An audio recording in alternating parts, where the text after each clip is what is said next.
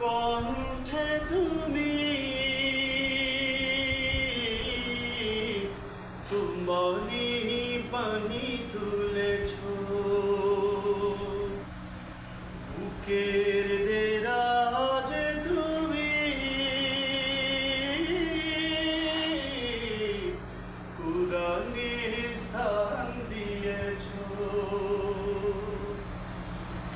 এত ভালোবাসো কেন মালিক আমায়, কি করে শুকর তার করি আদায়। এত ভালোবাসো কেন মালিক আমায়, আমারি কণ্ঠে তুমি তোমারি পানি তুলেছ,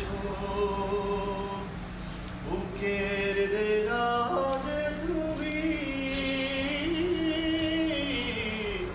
কুরআনের স্থান দিয়েছ। এত